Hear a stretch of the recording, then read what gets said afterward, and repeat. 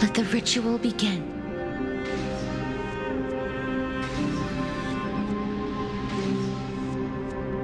And now, the objective is complete. That is all. Such is what Professor Anaxa always says after preparing for an alchemical ritual. And now, Pollux, I shall lift you from the river of souls and reforge your soul. Perhaps you will be disturbed by this, and your body may become horrifying to behold. But if even the slightest trace of your soul remains, the soul that once ferried me to this side of the shore, then please, look at me. I wish to thank you in person. I have obtained everything you sacrificed your divinity for. Lady Almanette. Did she recognize you? Oh, she must be the first soul we can communicate with here, right? I'm afraid she is just another spirit trapped here, like the rest of them. The only difference is that I was there when she died. Please, go on. I'm listening. Are you about to tell the story of Styxia? Yes. You're just as smart as I imagined, but... never mind. Now's not the time. There's no need to worry, Elder. Take a look around you. You're already at the resting place of the dead. The world of the dead. But how? I understand that you chose to remain silent about the story to protect Castorus, the girl who coexists with death, but you no longer need to hide that story. I can assure you that you have protected that girl's life well. Oh, well, in that case, let me begin.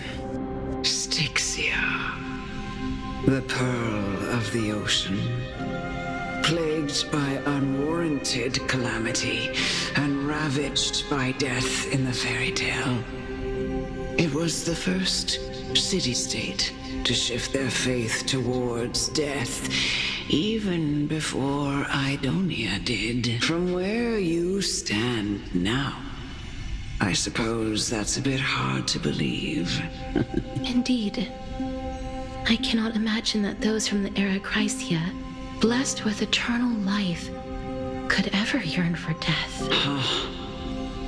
I have pondered the same question, child. But I am afraid there is no clear answer to... Journeys and epics are only glorious and magnificent because all things eventually fade to dust. That's how someone once explained to me why death isn't necessary to the world. But I still can't take that as the final answer. Would a world without journeys and epics be worse off? I take it the one who spoke this line was a general, or perhaps a warrior. I, however, did find some inspiration in these words. Would you like to hear my thoughts, Castorus? Please enlighten me, Lady Almanette. Though I have already made up my mind on how to handle the authority and core flame of death, your words might truly guide me toward the path forward. You and I are neither warriors nor generals. Therefore, journeys and epics cannot truly resonate with us. But what if I reframe it like this? What if love is not a trait bestowed upon mortals by Nestia, but a blessing from death? Love. No one ever invented the word cherish in the era when life was eternal. For all the good things in the world could be revisited endlessly, and every bond formed carried no risk of being severed. The so-called era Chrysia was an age devoid of both virtue and sin. People did not truly live. They simply existed. going through the motions without passion or purpose, and waiting for something to happen. Perhaps the people of Styxia chose to embrace death not out of fascination with its cruel and fearsome side, but instead became fixated and obsessed with the impulses and desires tied to a finite existence. Therefore, death is not a thing of fear and desperation, but... That's right, Casterus. It is the reason we shed tears when parting ways, and also the original spark that ignited the passion of mortals. If you truly intend to deprive the world of death, then be prepared to witness it return to a state of stagnation. I understand, Lady Amunet. Our limited lifespan shapes all that we know and love. Not even the Death Titan has the right to take that away from humankind. Ganestia's love was the chrysalis of Gold's first blessing, but it most likely wasn't understood by mankind. We only learned to interpret this wonderful gift after Thanatos' arrival. If the world was bereft of death, then the Queen of Styxia wouldn't have played midwife in delivering me into this world. You wouldn't have welcomed me into Idonia, and Aglaya would never have invited me to join the Flame Chase journey. None of these stories would ever have happened, and I would never have lived, let alone found happiness. Thank you, Mother. I will use all the love I've experienced in this long life to complete the final miracle. My teacher, Anaxagoras, grant me the wisdom of all things. I call upon thee, the stripped dead dragon's corpse.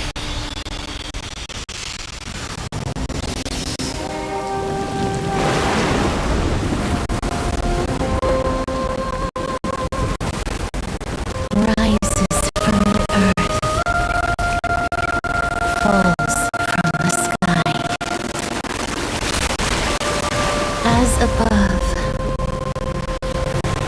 so below. This is the greatest power of all powers, unstoppable in this world.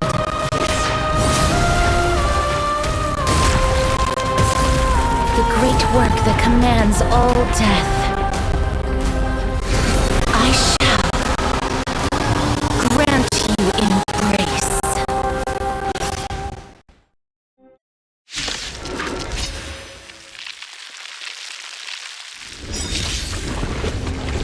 That which is seized must be repaid.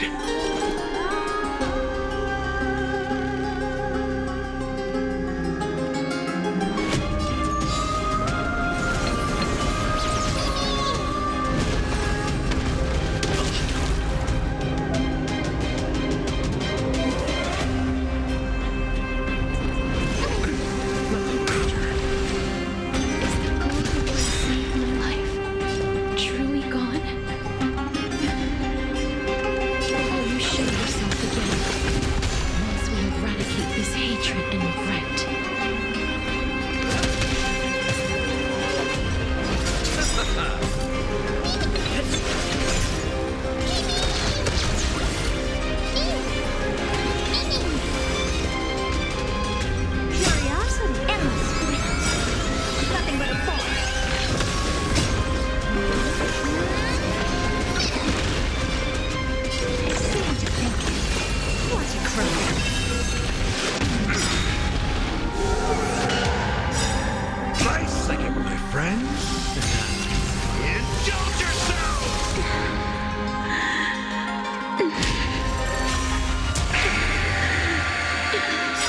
you're anxious.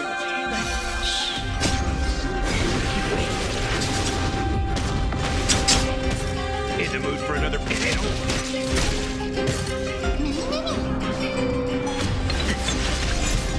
Never seen perfection. Open sesame. I'll see you all. Step up, let's see ya. How's this thing?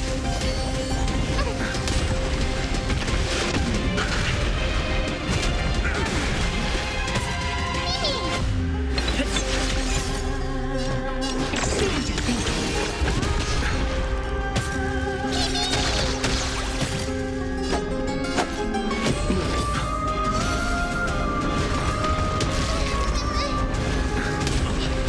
Receive divinity. Repent.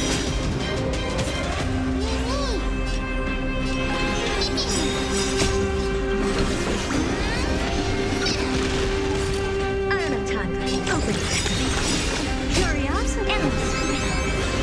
Nothing but a bore. Expand your thinking. In the mood for another. I underestimated you.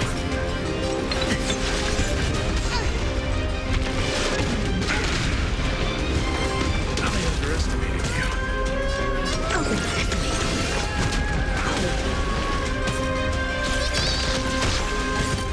Step up, let's see ya. Time to mix things up. I feel much nice. Psychic, my friends.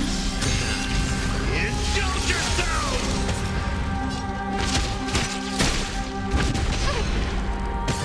You chose. I underestimated you.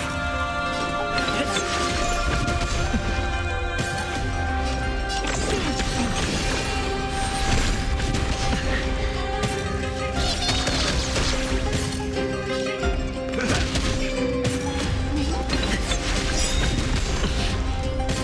I'll see you all. Eternal sleep.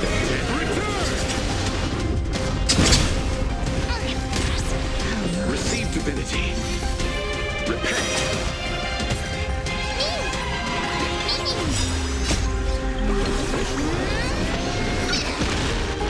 There's no one need to weep in grief. I Never seen will grant you peace. curiosity. Endless.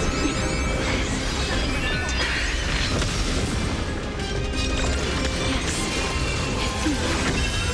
I'm back.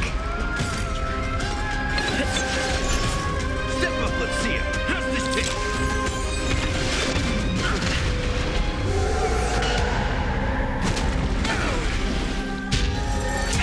Be careful.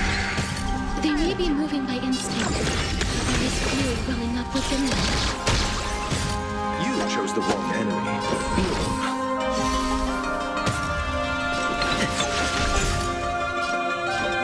Time to mix things up. I feel much nice, like my friends. Indulge yourselves! Expand your thinking.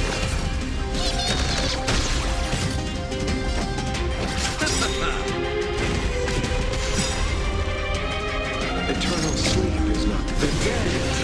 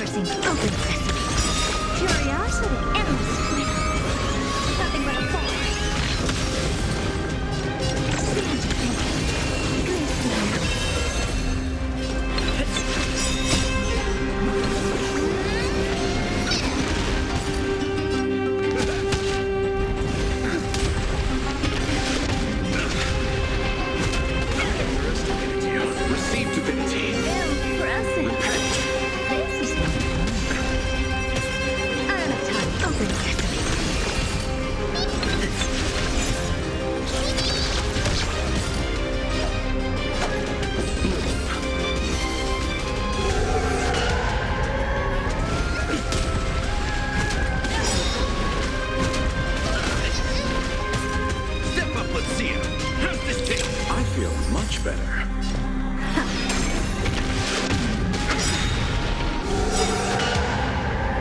Nice, like my friends. Indulge yourselves!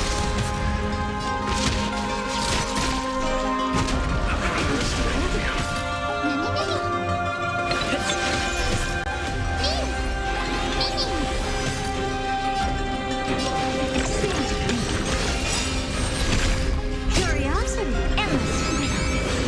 Nothing but a bore. Please. Turn back. Nether realm.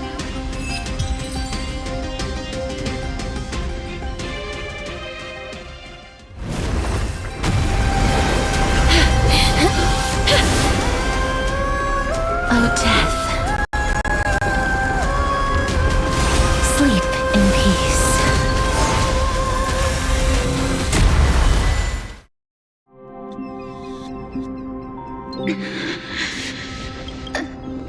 I'm sorry I have to wake you up from ancient death. And I know you're anxious.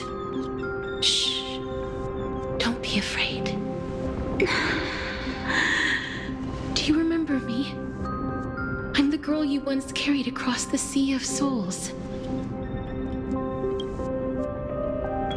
I'm sorry I wasn't able to remember you, but with the help of many people, I was finally able to pick up these broken fragments of my past. I'm back, Pollux.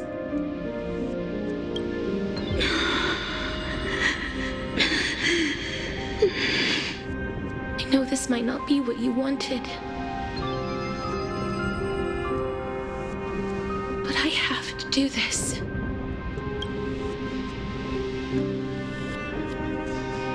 So please, carry me across the Sea of Souls again and return me to the Netherrealm, just like you did in the past. Please take me to where the core flame of death rests.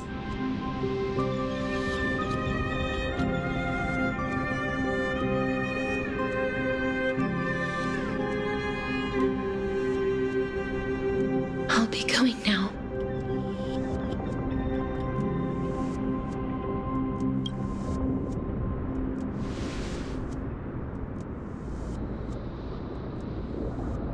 They may look scary, but as long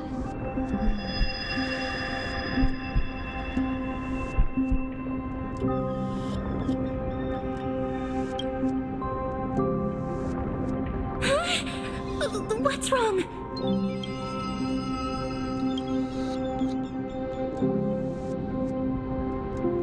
Are you... What's wrong with him? His time is almost up. If I don't go now, I'm afraid his soul will return to Thanatos' embrace before me. What? Oh no! Is there anything we can do? Don't worry. I promised I would ask Thanatos for the Trailblazers' right to roam the Earth again. Mem, stay here and keep a close watch until I return, all right? All right. I'm the best at taking care of others. Go on, Cass. Make sure not to leave yourself with any regrets.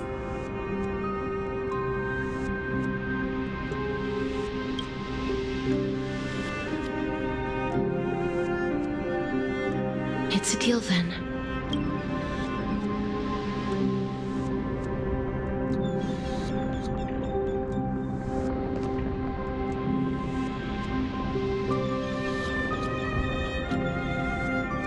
Please.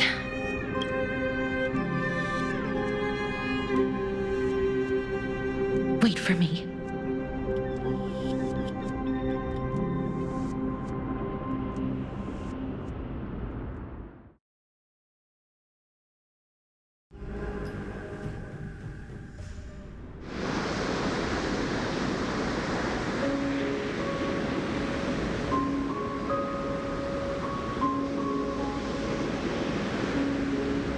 After all that, you still ended up back here.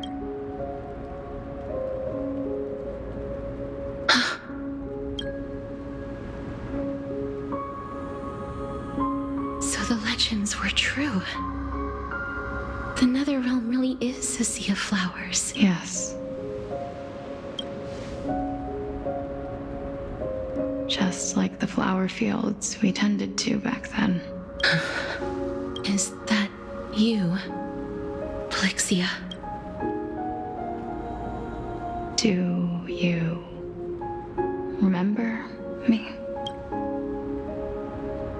I don't have the memories from that time, but I've seen you before during an experiment. I see. Call me Thanatos, then. It'll be easier. However, since you recognize the name, you must already know everything about Thanatos, right? Yes. I'm here to reforge the order of life and death in Amphorius. You know, my sister was a sympathetic, but rather sensitive person.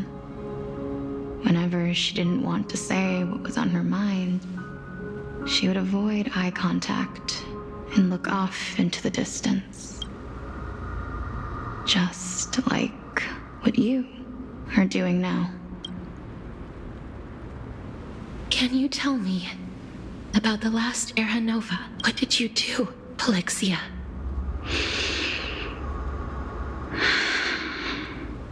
Where should I begin? I suppose we can start from the beginning. A long, long time ago, there were a pair of like-minded twins. As foretold in the prophecy, they were chosen to be successors to the god of death. But fate was cruel. The price of attaining divinity was to take the life of a family member with our own hands. That trial was indeed recorded in that memory. Then you should already know that my sister voluntarily gave up her own life so that I could ascend as the demigod of death. But I couldn't accept that. Why did we have to kill each other for a future she'd never see herself? That's not fair.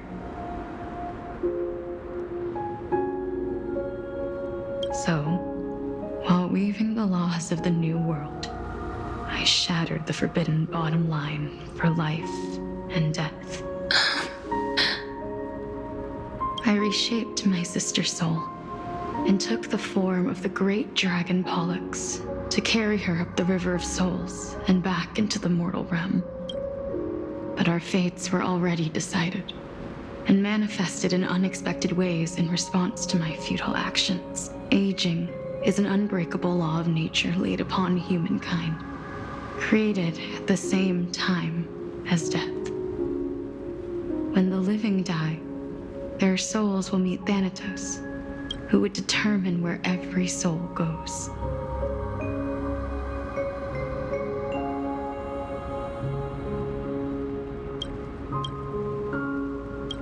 If the Reaper raises their left hand, the soul is granted death and allowed to enter the Netherrealm to await reincarnation.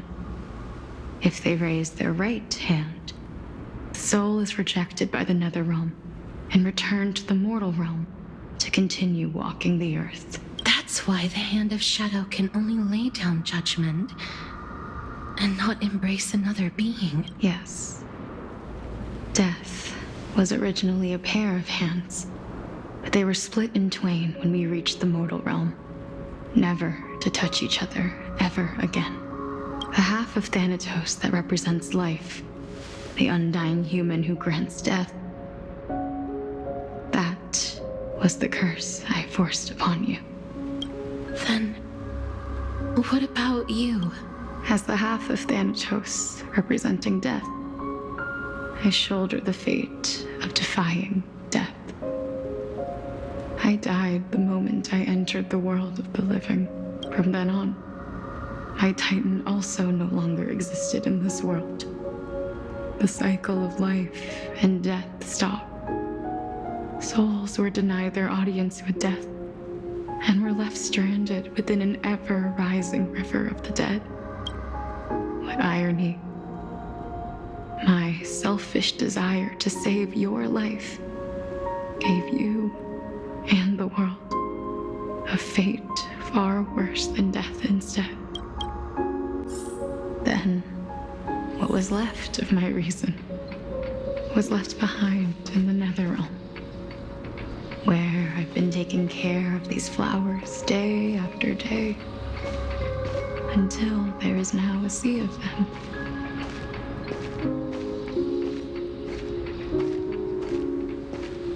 All while mulling over the subject of life, death, parting, and enduring an endless loneliness.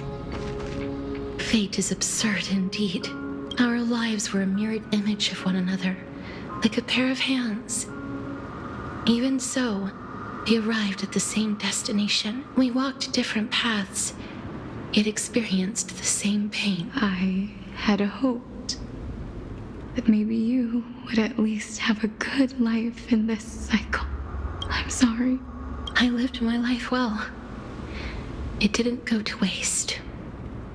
As far as I'm concerned, you didn't. Even though I forced the authority of granting death to humanity upon you, a total stranger. Too many responsibilities were forced upon me in the course of this long journey. I was once lost, even upset, but I realized recently that if it weren't for your blessing, I wouldn't have understood the source of these emotions, nor would I have realized my purpose. I wouldn't have made it here to reunite with my missing half. And we wouldn't be discussing our past while sharing the same view of this landscape. I wouldn't have understood the meaning of our existence. The meaning of our existence. This sea of flowers blooms on dead land, because we sowed it with the seeds of our separation and watered it with our tears of loneliness.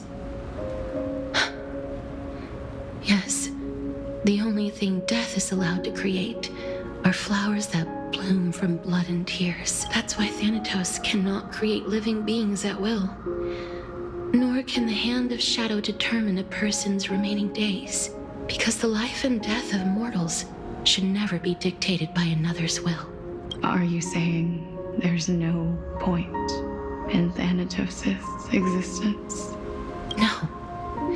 No single being can bear the scales of life and death on their own.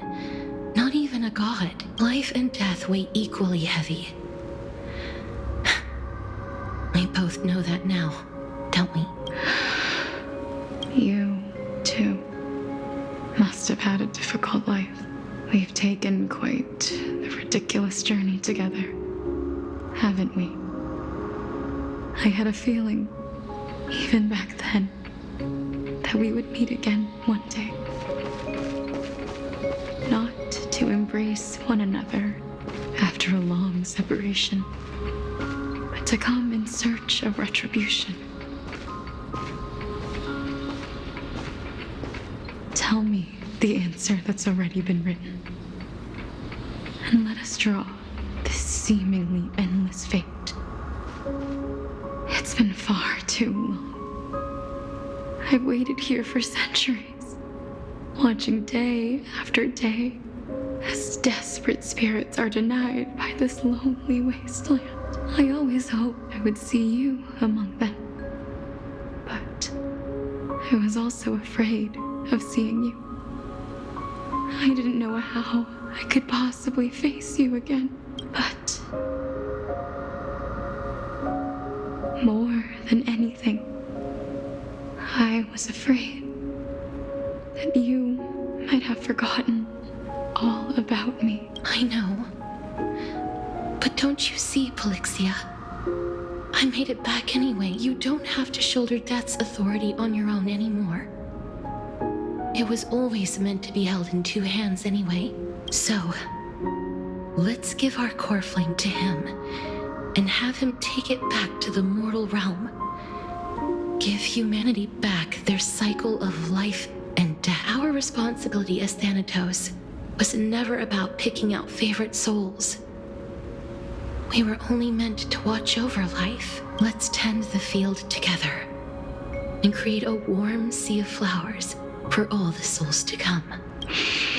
What do you think, Pollixia? Yes, just one last step.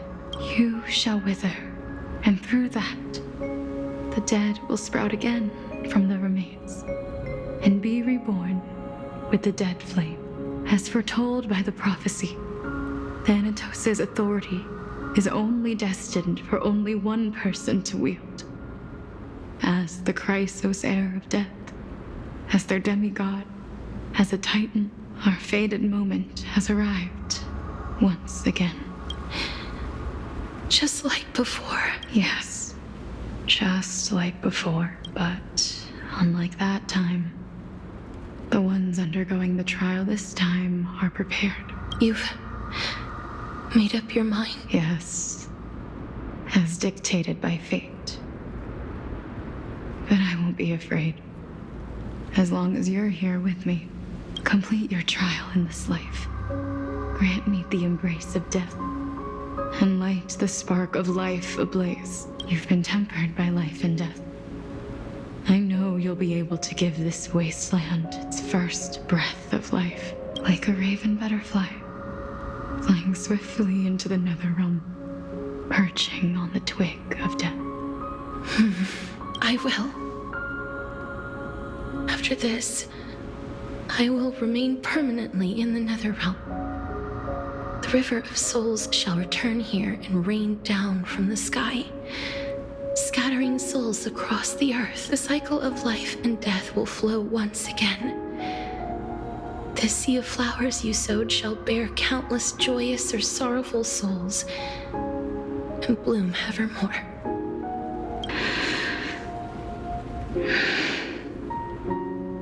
Thank you. Just one last thing. Can you grant me one wish? Of course. What is it? Please, don't forget me. I promise you, when we meet in the next world, even if I have endured another reincarnation, even if we do not know each other's names, I will still hold you tightly in my arms. Just like what I did when we were born. Castoris. Castoris, you're as beautiful as a fleeting butterfly.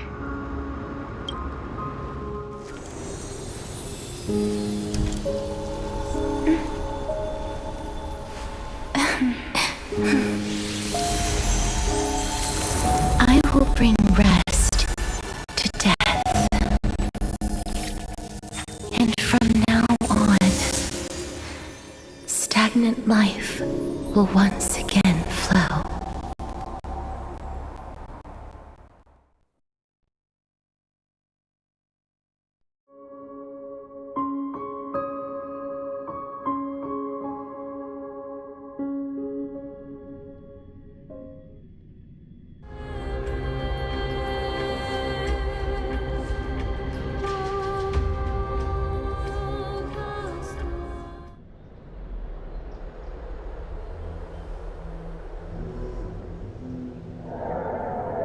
Time flies. In the blink of an eye, the 15th entry hour is already at hand. When this farce is over, your soul will be placed on the scales of life and death. Are you ready? No need to ask so many times. Of course I am. Then why do you drag your feet? Is your fear of crowds holding you back again? I simply find them too noisy. Paying attention to conceited fools like them would be an utter waste of my time. Such harsh words.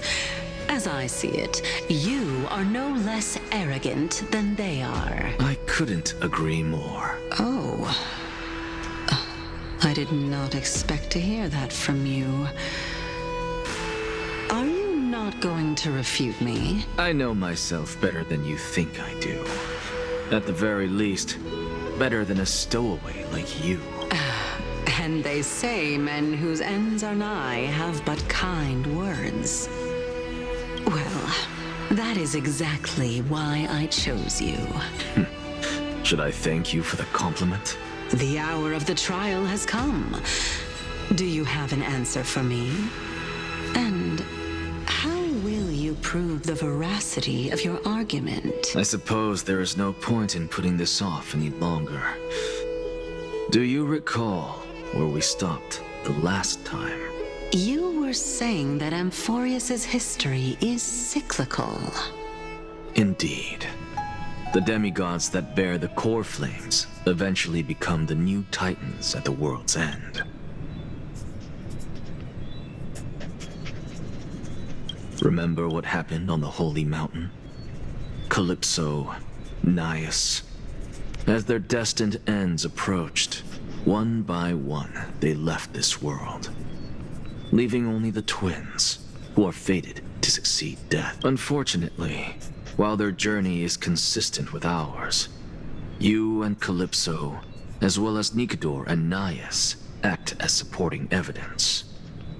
I can only come up with a rough sketch for my theory of a cyclical history. For all the pains I took to reach this point, I had already lost hope of ever obtaining definitive proof. After all, the past is in the past. Proving that we are the legacies of heroes of the past is a hopeless endeavor. That is, until I met a girl named Pollixia and her sister. If Castorus was truly sent from the past to the present for the Titan's self-serving reasons, then having lived through 2 cycles, and with Styxia as the pivot, she will no doubt be the link to connect all of this together. If the Twins of Death can bridge 2 cycles to reunite at the shores of the Sea of Souls, then my hypothesis will no longer be just a hypothesis. And you too will get the answer to your question. Well, that is all well and good, but how can you be so sure? If there is even the slightest error in your hypothesis, the girl will be shattered. It matters not. The most important quality a scholar must possess is foolhardiness. If you are overly cautious, then you'll never have the gumption to make the first step, and change will never come. Besides, I, Anaxagoras, am destined to overturn this farcical world. Come, let us go and teach those pathetic worms one final lesson.